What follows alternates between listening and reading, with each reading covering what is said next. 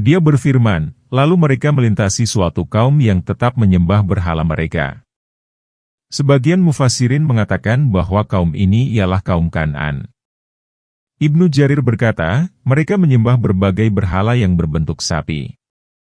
Penyembahan Bani Israel terhadap patung sapi yang dilakukan di kemudian hari adalah sebagai pengaruh dari kaum Kan'an itu. Maka Bani Israel berkata, "Hai Musa, buatkanlah untuk kami sebuah Tuhan sebagaimana mereka memiliki beberapa Tuhan." Musa menjawab, "Sesungguhnya kamu merupakan kaum yang tidak mengetahui." Yakni tidak mengetahui kebesaran dan keagungan Allah serta keharusan untuk mensucikannya dari sekutu dan tandingan. Sesungguhnya mereka itu akan dihancurkan apa yang ada pada mereka dan batilah apa yang senantiasa mereka lakukan. Imam Abu Ja'far bin Jarir meriwayatkan dari Abi Waqid al-Laitsi, ketika dia menafsirkan ayat ini, sesungguhnya kaum muslimin berangkat bersama Rasulullah dari Mekah ke Hunain. Al-Laitsi berkata bahwa adalah kaum kafir memiliki pohon bidara. Mereka suka berdiam di sisinya dan menggantungkan senjatanya. Pohon itu dikenal dengan Zatu Anwat. Al-Laits berkata bahwa maka kami melintasi pohon bidara yang hijau lagi besar itu. Al-Laits berkata bahwa kemudian kami bertanya, "Wahai Rasulullah, berilah kami Zatu Anwat yang lain seperti yang mereka miliki." Maka beliau bersabda, "Demi yang jiwaku dalam genggamannya, kamu berkata seperti kaum Musa berkata kepada Musa, buatlah untuk kami sebuah Tuhan sebagaimana mereka memiliki beberapa Tuhan." Beliau membaca ayat, "Sesungguhnya kamu merupakan kaum yang bodoh. Sesungguhnya mereka itu akan dihancurkan apa yang ada pada mereka dan batilah apa yang senantiasa mereka lakukan." Musa menjawab, "Patutkah aku mencari Tuhan untuk kamu yang selain daripada Allah, padahal dialah yang telah melebihkan kamu atas segala umat?" Ayat 140. Dan ingatlah ketika kami menyelamatkan kamu dari kaum Fir'aun yang menimpakan kepadamu azab yang jahat, mereka membunuh anak-anak laki-lakimu dan membiarkan hidup anak-anak perempuanmu. Pada yang demikian itu terdapat cobaan yang besar dari Tuhanmu. Ayat 141. Musa mengingatkan kepada mereka akan aneka nikmat Allah yang telah dianugerahkan kepada mereka seperti menyelamatkan mereka dari tawanan dan kekuasaan Fir'aun, keterlepasan dari kehinaan dan kerendahan sehingga mereka berakhir pada kemuliaan, nikmat penuntutan balas dari musuh serta penyaksian terhadap kehinaan, penenggelaman, dan pembinasaan Fir'aun. Dan telah kami janjikan kepada Musa 30 malam dan kami menyempurnakannya dengan 10 sehingga sempurnalah waktu yang telah ditentukan Tuhannya 40 malam. Dan Musa berkata kepada saudaranya, "Harun, gantikanlah aku dalam kaumku, perbaikilah, dan janganlah kamu mengikuti jalan orang-orang yang berbuat kerusakan." Ayat 142. Allah Ta'ala mengingatkan kepada Bani Israel akan pemberian yang telah mereka raih melalui Musa berupa dialog Allah dengan Musa dan pemberian Taurat kepadanya yang mengandung hukum-hukum dan penjelasan atas peraturan agama mereka. Kemudian Allah Ta'ala menuturkan bahwa Dia telah menjanjikan kepada Musa 30 malam. Para mufassirin berkata bahwa selama 30 hari itu Musa puasa dan menyendiri. Setelah waktu yang ditentukan itu berakhir, maka dia bersiwak, membatalkan puasanya dengan kulit pohon. Kemudian Allah Ta'ala menyuruhnya agar menyempurnakannya dengan 10 malam sehingga menjadi 40 malam. Mayoritas mufassir mengatakan bahwa yang 30 hari adalah bulan Zulkaidah dan yang 10 hari ialah awal bulan Zulhijjah. Diriwayatkan dari Ibnu Abbas dan dari yang lainnya, berdasarkan penafsiran itu, maka waktu yang ditentukan itu berakhir pada hari nahar, menyembelih kurban. Pada hari itulah Musa menerima sapaan langsung dari Allah. Dan pada hari itu pula Allah menyempurnakan agama ini kepada Muhammad sebagaimana Allah Ta'ala berfirman, "Pada hari ini telah aku sempurnakan bagi kamu agamamu dan aku cukupkan bagimu nikmatku, dan aku ridai Islam sebagai agama bagimu." Surat Al-Ma'idah, ayat 5. Setelah waktu tertentu, mikat. Itu berakhir dan Musa hendak pergi ke Tur, maka dia menyuruh adiknya, Harun, agar menggantikannya dalam memimpin Bani Israel. Musa berpesan kepadanya supaya berbuat islah, perbaikan dan tidak berbuat kerusakan. Pesan ini sekadar untuk mengingatkan Harun, karena Harun pun seorang nabi yang mulia dan soleh terhadap Allah. Harun memiliki keluhuran dan ketinggian pekerti. Semoga Allah mencurahkan rahmat dan kesejahteraan kepada Nabi kita, kepada Harun, dan kepada seluruh nabi lainnya. Dan tatkala Musa datang kepada waktu yang telah kami tentukan dan Tuhan telah berfirman kepadanya, berkatalah Musa, "Ya Tuhanku, tampakkanlah bagiku agar aku dapat melihat Engkau." Dia berfirman, "Kamu sekali-kali tidak akan dapat melihatku, namun lihatlah ke gunung itu. Jika ia tetap di tempatnya, niscaya kamu dapat melihatku."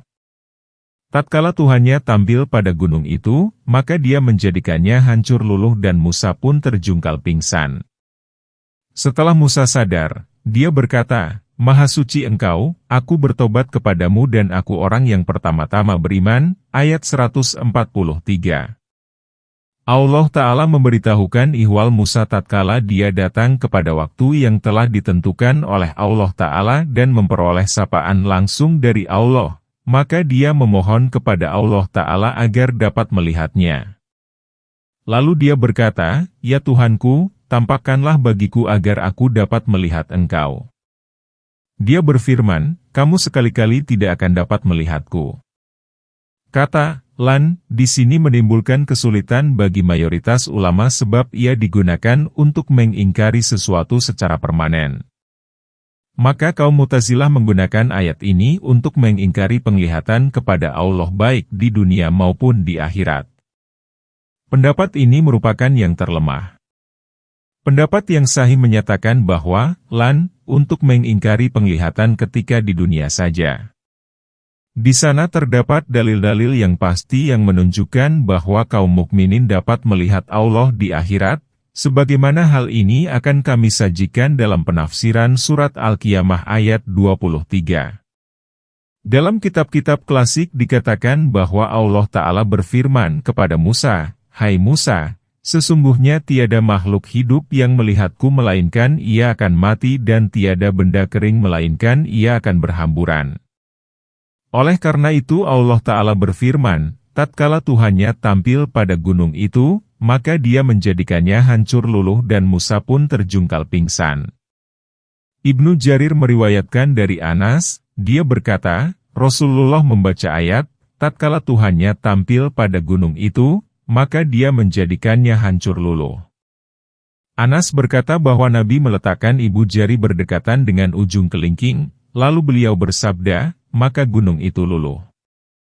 Hamid berkata kepada Sabit, apakah Rasulullah mengatakan demikian? Kemudian Sabit mengangkat tangannya lalu memukul dada Hamid sambil berkata, Rasulullah mengatakan demikian dan Anas pun mengatakan begitu. Apakah kamu kira aku menyembunyikannya? Demikian pula hadis yang diriwayatkan oleh Imam Ahmad dan Tirmidzi. Tirmidzi berkata, hadis ini hasan, sahih, dan gharib. Kami tidak mengetahuinya kecuali dari Himad. Demikian pula hadis yang diriwayatkan oleh Hakim. Hakim mengatakan, hadis ini sahih menurut kriteria Muslim. Namun, Bukhari dan Muslim tidak mengeluarkannya. Hadis ini pun diriwayatkan oleh Abu Muhammad Al-Hasan bin Muhammad bin Ali Al-Halal. Dia mengatakan bahwa sanad hadis ini sahih dan tidak mengandung cacat. Dia menjadikannya hancur, menjadi tanah, dan Musa terjungkal pingsan. Ada pula pendapat yang mengatakan bahwa Musa mati. Yang benar adalah bahwa Musa hanya pingsan karena firman selanjutnya berbunyi, setelah Musa sadar, dan kesadaran itu hanya terjadi pada orang pingsan. Dia berkata, Maha suci Engkau. Musa menyucikan, mengagungkan, dan membesarkan Allah dari dapat dilihat oleh seseorang di dunia melainkan orang itu mati. Firman Allah Ta'ala, Aku bertobat kepadamu, yakni aku bertobat kepadamu dari memohon untuk dapat melihatmu, dan aku orang yang pertama-tama beriman. Ibnu Abbas berkata bahwa yakni orang yang pertama beriman kepadamu bahwasanya tiada seorang pun di antara makhlukmu yang dapat melihatmu hingga hari kiamat. Dia berfirman, "Hai Musa, sesungguhnya aku memilihmu dari manusia yang lain untuk membawa risalahku dan berbicara langsung denganku. Maka berpegang teguhlah kepada apa yang aku berikan kepadamu dan hendaklah kamu termasuk orang-orang yang bersyukur." Ayat 144. Dan kami telah menuliskan untuk Musa pada lauh-lauh segala sesuatu sebagai pelajaran dan penjelasan atas segala perkara.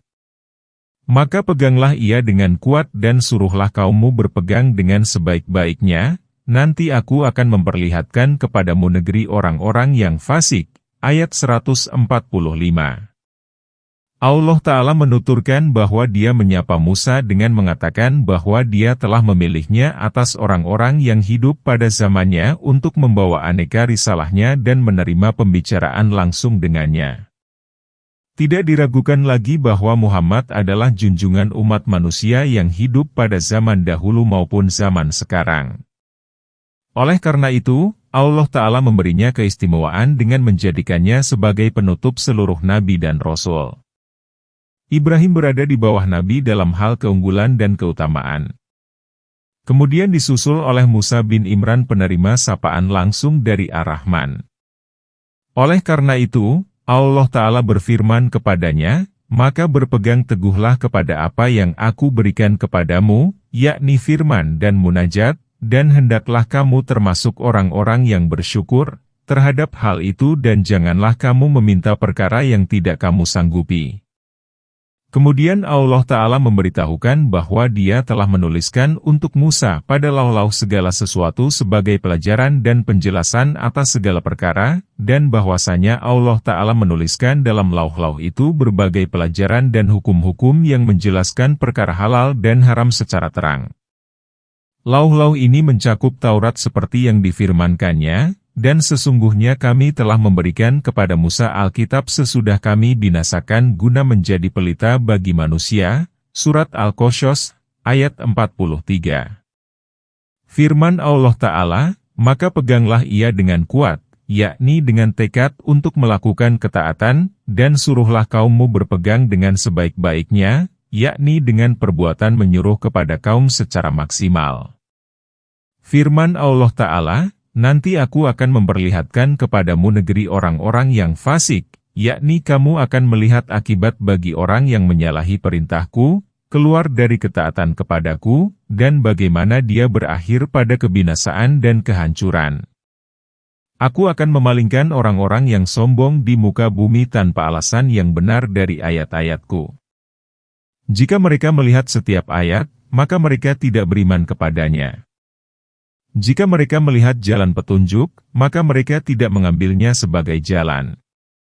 Jika mereka melihat jalan kesesatan, maka mereka mengambilnya sebagai jalan. Hal itu karena mereka mendustakan ayat-ayat kami dan mereka senantiasa lalai terhadapnya." Ayat 146.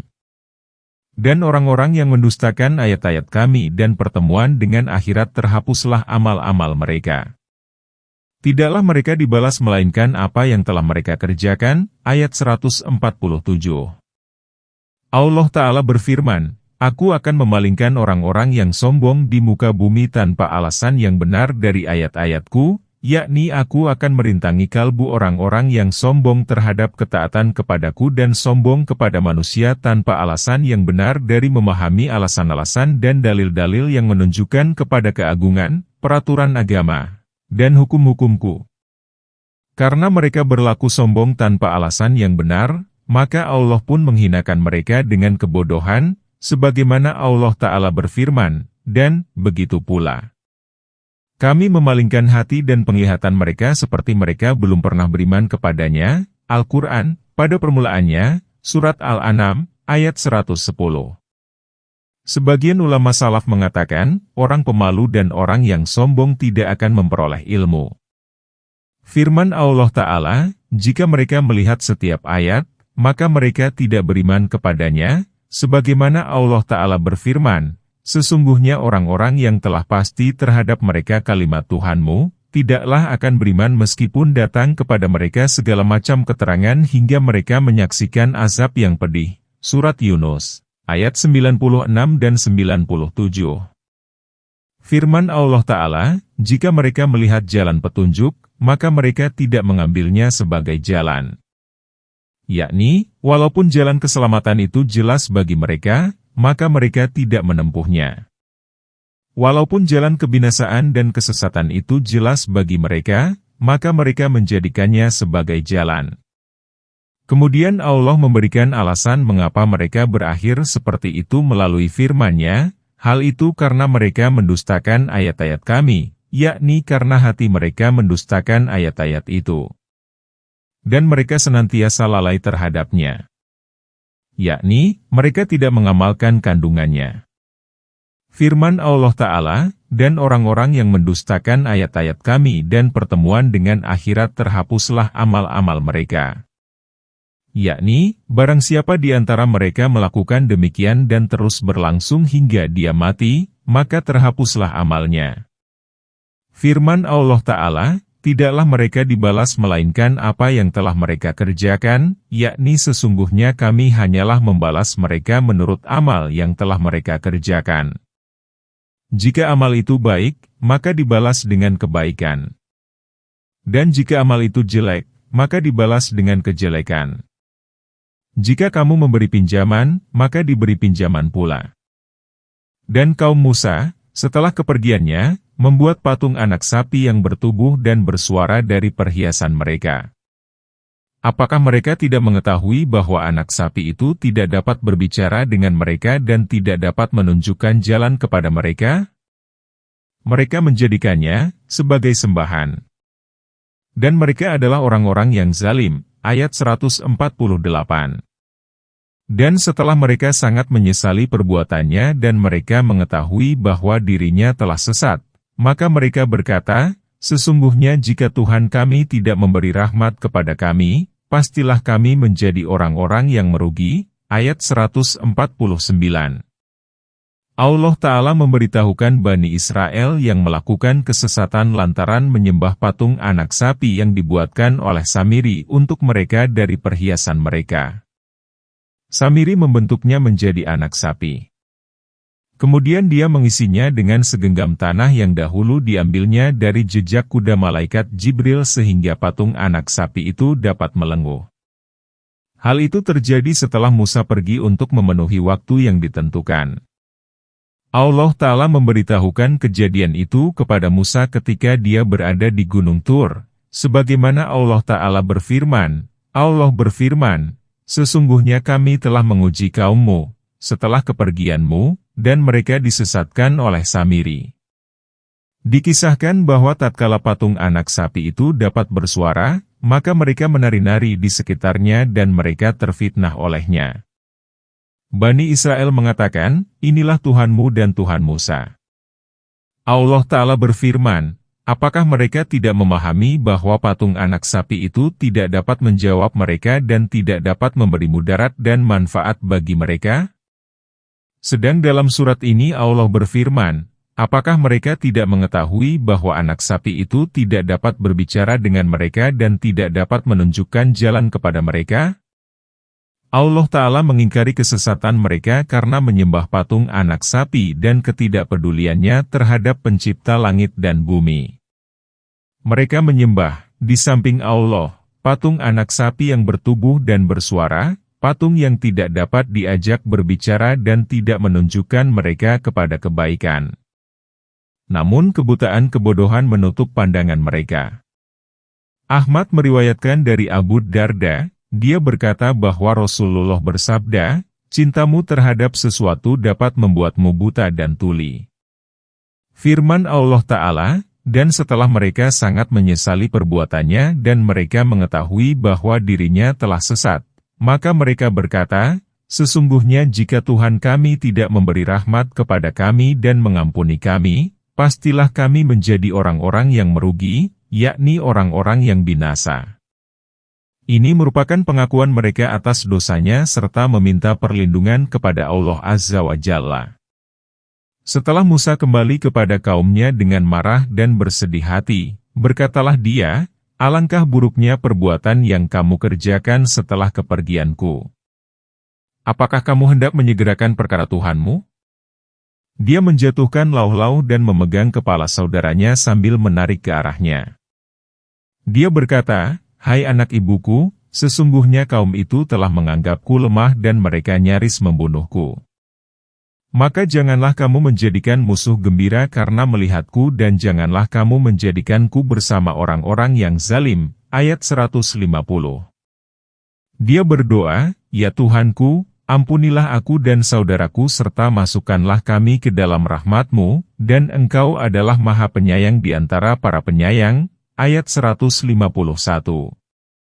Allah Ta'ala memberitahukan bahwa setelah Musa kembali kepada kaumnya, dari kegiatan bermunajat kepada Tuhannya, dengan sangat marah, dia berkata, "Alangkah buruknya perbuatan yang kamu kerjakan setelah kepergianku, yakni alangkah buruknya apa yang kamu lakukan ketika aku tidak ada.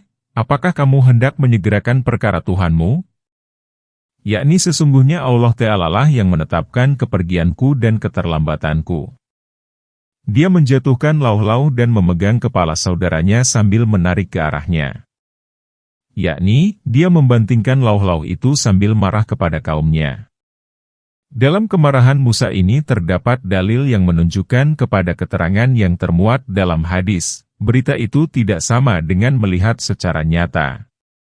Musa memegang kepala saudaranya sambil menarik ke arahnya karena khawatir bahwa saudaranya ini berbuat lalai dalam melarang mereka, sebagaimana dikatakan dalam ayat lain. Musa berkata, "Hai Harun, apa yang menghalangi kamu ketika kamu melihat mereka telah sesat, sehingga kamu tidak mengikuti aku?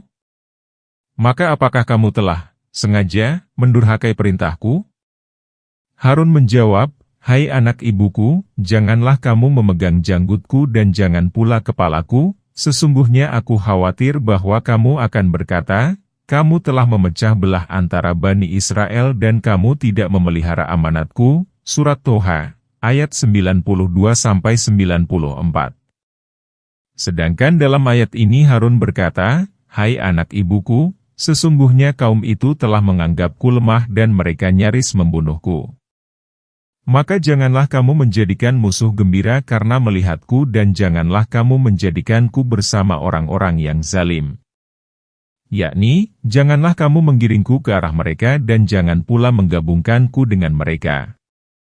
Harun mengatakan, "Hai anak ibuku, tiada lain untuk melembutkan hatinya dan supaya lebih bermanfaat bagi Musa.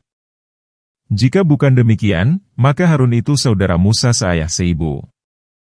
Setelah jelas bagi Musa kebebasan Harun dari kesalahan, dia berdoa, "Ya Tuhanku, ampunilah aku dan saudaraku serta masukkanlah kami ke dalam rahmat-Mu, dan Engkau adalah Maha Penyayang di antara para penyayang." Ibnu Abi Hatim meriwayatkan dari Ibnu Abbas, dia berkata bahwa Rasulullah bersabda, "Allah mengasihi Musa bukan sebagai orang yang melihat kejadian dengan nyata, namun sebagai orang yang menerima berita." Tuhan Azza wa Jalla memberitahu kepadanya bahwa kaumnya beroleh fitnah sepeninggalnya. Musa tidak melemparkan lauh-lauh. Setelah dia melihat dan menyaksikan mereka dengan nyata, maka dia melemparkan lauh-lauh. Sesungguhnya orang-orang yang telah mengambil patung anak sapi, nanti mereka akan ditimpa murka dari Tuhannya dan kehinaan dalam kehidupan dunia. Demikianlah kami membalas orang-orang yang mengada-adakan kebohongan, ayat 152. Dan orang-orang yang mengerjakan kejahatan, kemudian mereka bertobat sesudah itu dan beriman, sesungguhnya Tuhan kamu sesudah itu, yang disertai dengan iman itu adalah Maha Pengampun lagi Maha Penyayang, ayat 153. Kemurkaan yang mereka peroleh dari Allah Ta'ala ialah bahwasanya ialah tobat mereka tidak akan diterima sebelum sebagian mereka membunuh sebagian yang lain, sebagaimana telah dikemukakan dalam surat Al-Baqarah ayat 54. Adapun kehinaan ialah Allah menyiksa mereka dengan kehinaan itu sebagai kerendahan dan kekerdilan dalam kehidupan dunia. Firman Allah Ta'ala, "Demikianlah kami membalas orang-orang yang mengada-adakan kebohongan." Yakni, kami menyiksa, dengan hal itu, setiap orang yang mengadakan bid'ah. Karena kehinaan bid'ah dan menyalahi petunjuk menyambung dari hati ke kedua belikatnya, menjadi beban. Kemudian Allah Ta'ala mengingatkan hamba-hambanya dan menunjukkan mereka bahwasanya tobat hamba itu dari dosa apapun yang dilakukannya akan diterima, termasuk dari dosa kekafiran, kemusyrikan, dan kemunafikan. Oleh karena itu, Allah menutup kisah ini dengan firman-Nya, dan orang-orang yang mengerjakan kejahatan, kemudian mereka bertobat sesudah itu dan beriman, sesungguhnya Tuhan kamu sesudah itu, yakni sesudah melakukan perbuatan itu, yang disertai dengan iman itu adalah Maha Pengampun lagi Maha Penyayang. Setelah amarah Musa mereda, lalu dia mengambil lauh-lauh itu. Di dalam tulisannya terdapat petunjuk dan rahmat bagi orang-orang yang takut kepada Tuhannya, ayat 154. Allah Ta'ala berfirman, setelah amarah Musa kepada kaumnya mereda, lalu dia mengambil lauh-lauh itu, yang sebelumnya dilemparkannya lantaran dia sangat marah terhadap penyembahan kaumnya pada patung anak sapi karena kecemburuan bagi Allah dan kemarahan karena dia. Di dalam tulisannya terdapat petunjuk dan rahmat bagi orang-orang yang takut kepada Tuhannya. Mayoritas mufasir mengatakan bahwa setelah Musa menjatuhkan lauh-lauh itu, maka lauh-lauh itu pun menjadi pecah. Kemudian dia menyatukannya. Oleh karena itu, sebagian ulama salaf mengatakan, lalu Musa menemukan di dalamnya petunjuk dan rahmat. Dalil yang jelas yang menunjukkan bahwa lauh itu pecah tatkala ia dilemparkan ialah karena ia terbuat dari permata surga. Allah Ta'ala memberitahukan bahwa tatkala Musa mengambilnya setelah dia melemparkannya, maka dia menemukan di dalamnya petunjuk dan rahmat bagi orang-orang yang takut kepada Tuhannya. Dan Musa memilih 70 orang di antara kaumnya untuk memenuhi waktu yang telah kami tetapkan. Tatkala mereka ditimpa gempa bumi, maka Musa berkata, "Ya Tuhanku, kalau Engkau berkehendak tentu Engkau membinasakan mereka dan aku sebelum ini. Apakah Engkau akan membinasakan kami lantaran perbuatan orang-orang dungu di antara kami? Itu hanyalah cobaan darimu.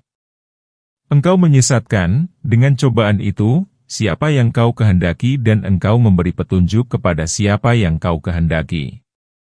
Engkaulah wali kami, maka ampunilah kami dan rahmatilah kami. Engkaulah pemberi ampun yang sebaik-baiknya, ayat 155. Dan tetapkanlah untuk kami kebaikan di dunia ini dan di akhirat. Sesungguhnya kami kembali kepadamu."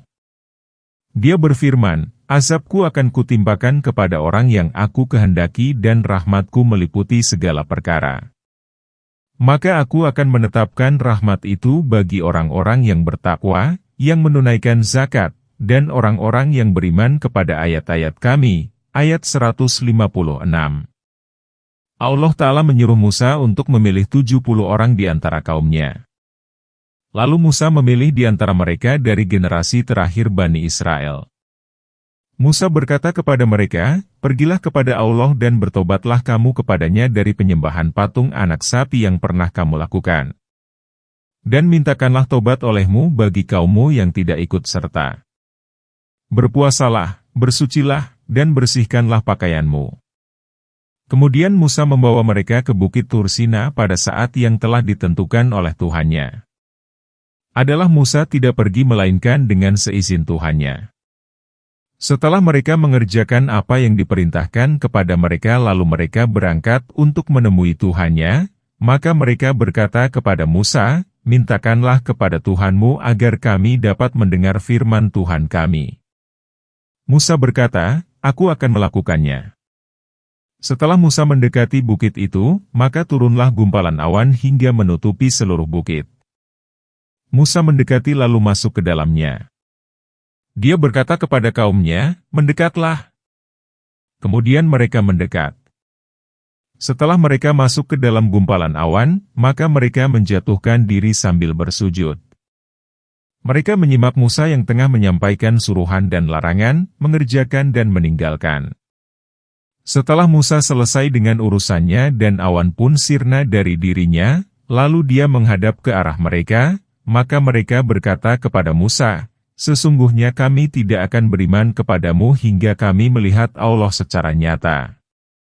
Maka mereka disambar petir, yakni mereka mati semuanya. Kemudian Musa bangkit guna berjanji, memohon, dan menunjukkan kegemarannya kepada Allah sambil berkata, "Ya Tuhanku, kalau Engkau berkehendak tentu Engkau membinasakan mereka dan aku sebelum ini. Apakah Engkau akan membinasakan kami lantaran perbuatan orang-orang dungu di antara kami? Itu hanyalah cobaan darimu.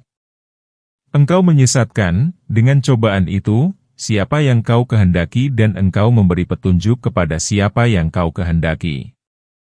Firman Allah Ta'ala yang mengisahkan ihwal Musa ialah, "Apakah engkau akan membinasakan kami lantaran perbuatan orang-orang yang dungu?"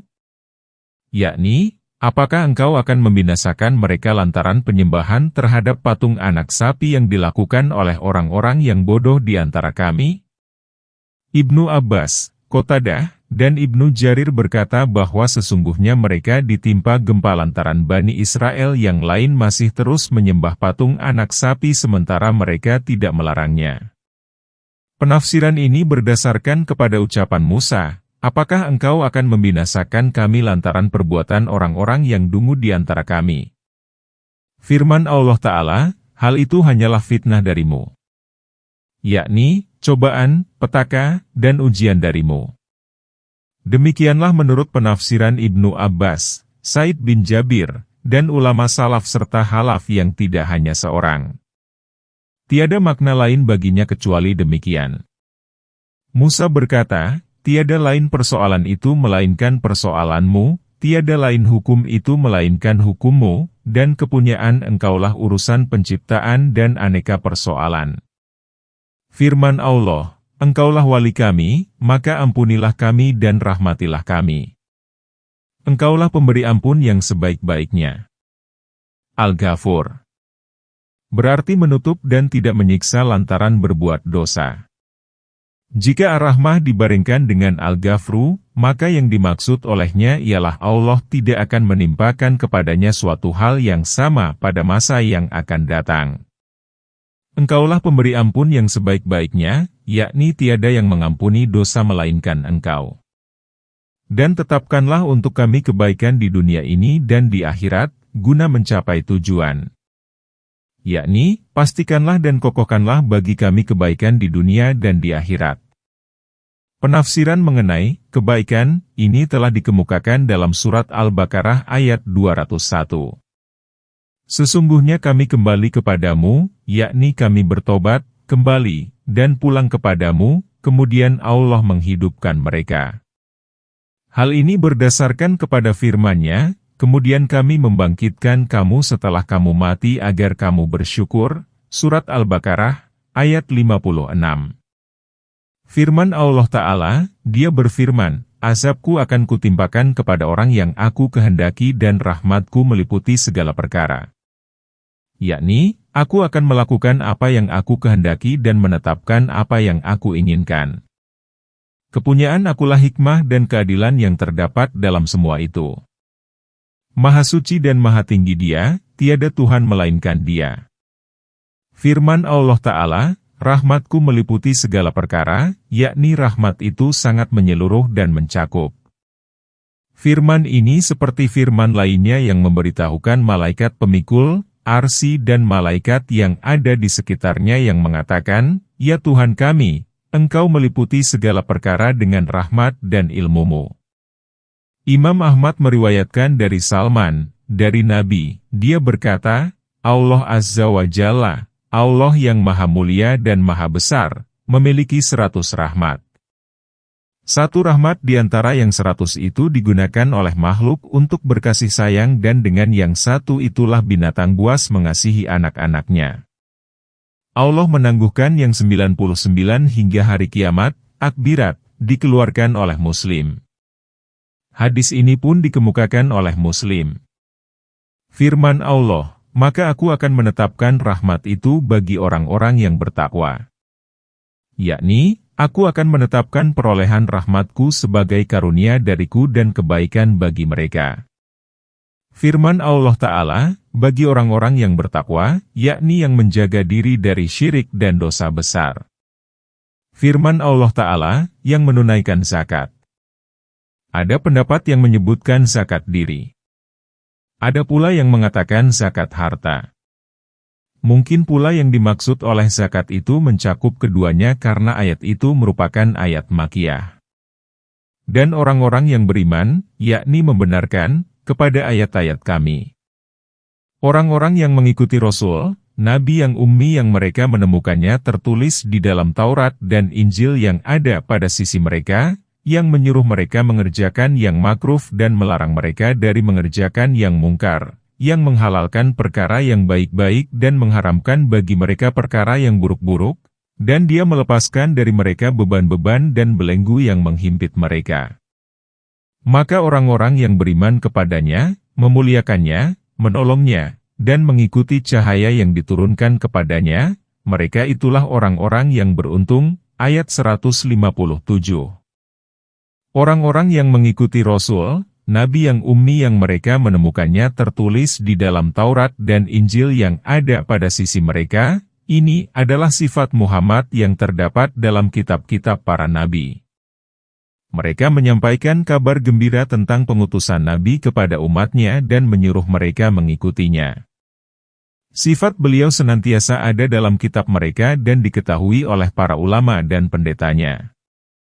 Imam Ahmad meriwayatkan dari Abi Syahr Al-Ukaili, dia berkata bahwa seorang Badui menceritakan kepadaku, dia berkata, aku membawa binatang perahan ke Madinah pada masa Rasulullah.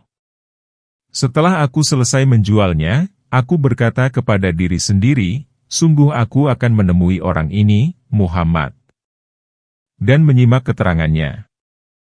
Badu itu berkata bahwa aku mendapati beliau berada di tengah-tengah Abu Bakar dan Umar. Mereka tengah berjalan.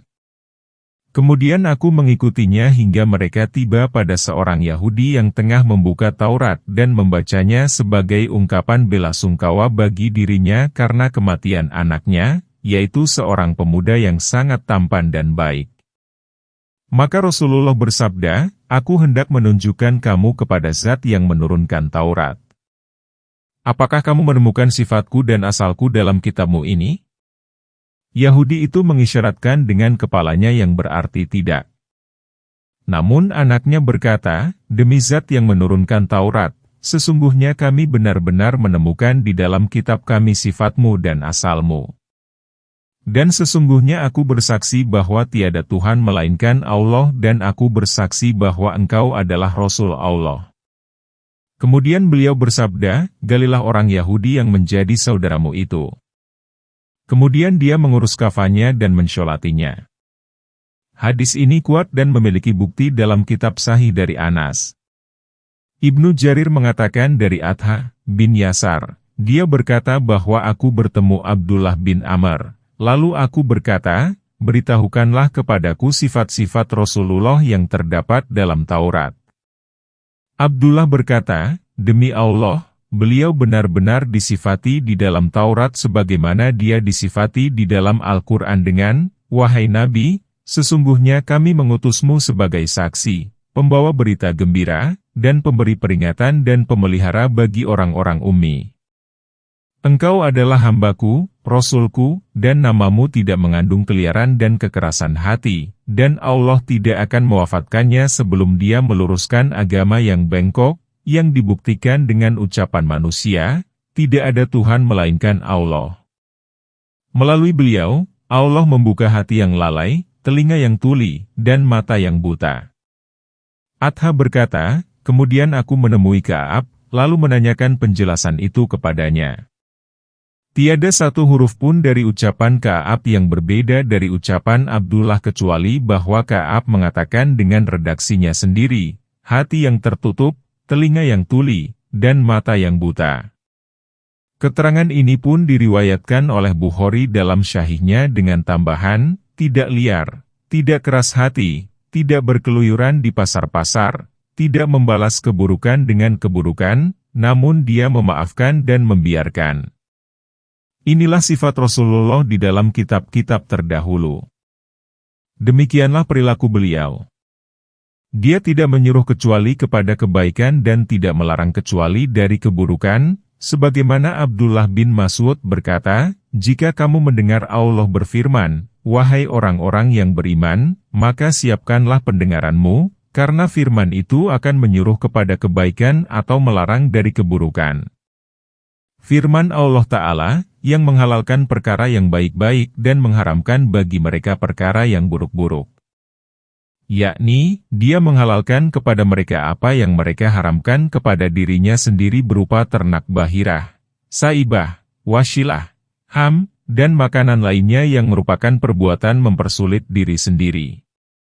Dia mengharamkan kepada mereka makanan yang buruk-buruk seperti daging babi, riba, dan aneka makanan yang telah diharamkan oleh Allah Ta'ala lalu dihalalkan oleh mereka. Sebagian ulama berkata bahwa setiap perkara yang dihalalkan oleh Allah adalah baik dan bermanfaat bagi tubuh dan agama. Dan setiap perkara yang diharamkannya adalah buruk dan membahayakan bagi tubuh dan agama. Firman Allah Ta'ala, dan dia melepaskan dari mereka beban-beban dan belenggu yang menghimpit mereka. Yakni, Nabi datang membawa kemudahan dan toleransi, sebagaimana hal ini diriwayatkan melalui jalur periwayatan dari Nabi bahwasanya beliau bersabda, aku diutus membawa agama yang hanif, lurus dan toleran. Dan sabda beliau kepada dua orang gubernurnya, yaitu Muadz dan Abu Musa, yang diutus ke Yaman, lakukanlah oleh kamu berdua hal yang menyenangkan, bukan yang membuat orang lari, yang mudah, bukan yang susah, dan berbuat taat, bukan menyalahi. Diriwayatkan dari Abu Barzah al-Aslami, dia berkata bahwa Rasulullah bersabda, Allah memaafkan apa yang terbetik dalam hati umatku selama mereka tidak mengucapkan atau melakukannya. Nabi bersabda, diangkat dari umatku, tidak dituntut, kesalahan yang tidak disengaja, lupa, dan yang dipaksa melakukannya. Oleh karena itu, beliau bersabda, Allah membimbing umat ini supaya mereka mengatakan, ya Tuhan kami, janganlah Engkau hukum kami jika kami lupa atau tersalah. Ya Tuhan kami, janganlah Engkau bebankan kepada kami beban yang berat sebagaimana Engkau bebankan kepada orang-orang yang sebelum kami. Ya Tuhan kami, janganlah Engkau pikulkan kepada kami apa yang tak sanggup kami memikulnya. Beri maaflah kami dan rahmatilah kami. Engkaulah penolong kami, maka tolonglah kami dalam mengalahkan kaum yang kafir. Surat Al-Baqarah, ayat 286. Dalam Sahih Muslim ditegaskan, Allah Ta'ala berfirman setelah permintaan-permintaan itu, aku telah memenuhinya, aku telah memenuhinya. Firman Allah Ta'ala, maka orang-orang yang beriman kepadanya, memuliakannya, dan menolongnya, yakni mengagungkan dan menghormatinya. Firman Allah Ta'ala, dan mengikuti cahaya yang diturunkan bersamanya, yakni Al-Quran dan Sunnah, mereka itulah orang-orang yang beruntung, di dunia dan di akhirat. Katakanlah, wahai manusia, sesungguhnya aku adalah utusan Allah bagi kamu semua, utusan Zat yang kepunyaan dialah kerajaan langit dan bumi. Tidak ada Tuhan melainkan Dia. Dia menghidupkan dan mematikan. Maka berimanlah kamu kepada Allah dan Rasul-Nya, yaitu Nabi yang ummi yang beriman kepada Allah dan kepada kalimat-kalimatnya. Ikutilah dia supaya kamu beroleh petunjuk, ayat 158. Allah Ta'ala berfirman kepada Rasul dan Nabi-Nya, yaitu Muhammad, katakanlah, hai Muhammad, wahai manusia. Sapaan ini mencakup manusia yang berkulit merah, hitam, putih, orang Arab maupun asing. Sesungguhnya aku adalah utusan Allah bagi kamu semua. Ini merupakan kemuliaan dan keagungan Nabi bahwa sesungguhnya dia merupakan penutup seluruh Nabi dan bahwasanya dia diutus bagi segenap manusia. Allah Ta'ala berfirman, dan barang siapa di antara golongan-golongan itu yang kafir kepadanya, maka neraka merupakan tempat yang dijanjikan kepadanya. Allah Ta'ala berfirman, dan katakanlah kepada orang-orang yang telah diberi Alkitab, apakah kamu mau masuk Islam? Jika mereka masuk Islam, sesungguhnya mereka telah mendapat petunjuk. Dan jika mereka berpaling, maka kewajiban kamu hanyalah menyampaikan, surat Ali Imran, ayat 20. Ayat-ayat dan hadis yang berkenaan dengan masalah ini terlalu banyak untuk dapat diringkaskan. Hal itu merupakan persoalan dinul Islam yang sudah dimaklumi kepentingannya bahwasanya Nabi merupakan Rasul Allah bagi segenap manusia. Muslim meriwayatkan dari Abu Musa al-Asy'ari dari Rasulullah beliau bersabda, "Demi zat yang jiwaku berada dalam kekuasaannya, tidaklah seseorang di antara umat ini, baik dia beragama Yahudi maupun Nasrani, yang mendengar ihwal aku, namun dia tidak beriman kepadaku melainkan dia masuk neraka." Hadis Muslim. Firman Allah Ta'ala, "Zat yang kepunyaan dialah kerajaan langit dan bumi. Tidak ada Tuhan melainkan Dia. Dia menghidupkan dan mematikan." Penggalan ini merupakan sifat untuk Allah yang terdapat dalam Rasulullah. Yang mengutusku itu adalah pencipta segala perkara, Tuhannya, dan pemiliknya yang di tangannya lah kekuasaan untuk menghidupkan dan mematikan, serta kepunyaannya lah segala hikmah. Firman Allah Ta'ala, "Maka berimanlah kamu kepada Allah dan Rasul-Nya, yaitu Nabi yang ummi." Allah memberitahukan kepada mereka bahwa Muhammad merupakan utusan Allah bagi mereka. Dialah yang telah dijanjikan dan diberitakan kepadamu di dalam kitab-kitab terdahulu, karena dia disifati dengan sifat-sifat itu di dalam kitab-kitab mereka. Oleh karena itu, dia disebut Nabi yang ummi. Firman Allah Ta'ala, yang beriman kepada Allah dan kepada kalimat-kalimatnya, yakni yang perbuatannya membenarkan ucapannya. Dia beriman kepada apa yang diturunkan dari Tuhannya. Ikutilah dia, yakni tempuhlah jalannya dan telusurilah jejaknya, supaya kamu beroleh petunjuk ke jalan yang benar. Dan di antara kaum Musa itu terdapat suatu umat yang memberi petunjuk dengan hak dan dengannya mereka menjalankan keadilan, ayat 159. Allah Ta'ala memberitahukan ihwal sekelompok Bani Israel yang mengikuti kebenaran dan menegakkan keadilan berdasarkan kebenaran itu. Hal ini sebagaimana Allah Ta'ala berfirman, "Dan sesungguhnya di antara ahli kitab ada orang yang beriman kepada Allah dan kepada apa yang diturunkan kepadamu dan yang diturunkan kepada mereka sedang mereka berendah hati kepada Allah dan mereka tidak menukarkan ayat-ayat Allah dengan harga yang sedikit. Mereka memperoleh pahala di sisi Tuhannya. Sesungguhnya Allah amat cepat perhitungannya." Surat Ali Imran, ayat 199. Dan sebagaimana Allah Ta'ala berfirman, "Orang-orang yang telah kami datangkan kepada mereka Alkitab sebelum Al-Quran, mereka beriman pula kepada Al-Quran itu. Dan apabila dibacakan kepada mereka, mereka berkata, kami beriman kepadanya, sesungguhnya Al-Quran itu adalah suatu kebenaran dari Tuhan kami, sesungguhnya kami sebelumnya adalah orang-orang yang membenarkannya."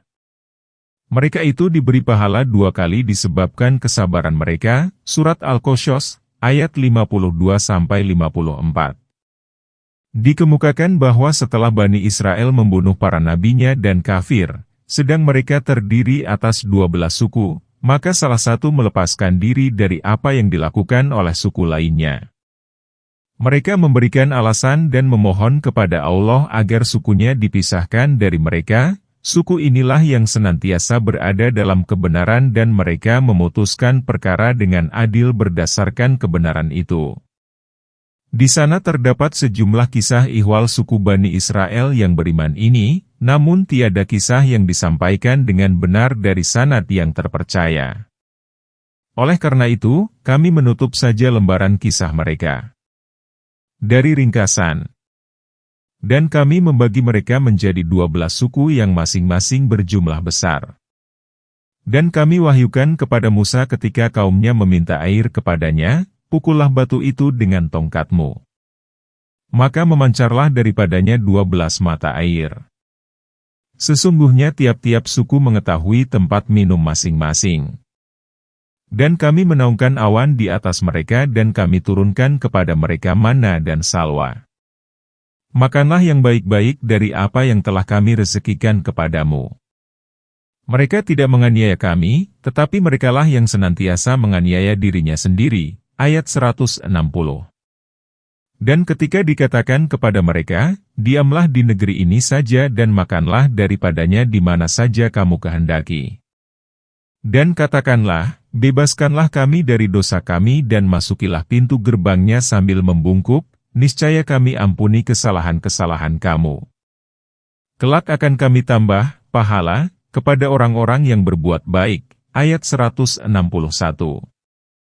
Maka orang-orang yang zalim di antara mereka itu melakukan penggantian dengan perkataan yang tidak dikatakan kepada mereka.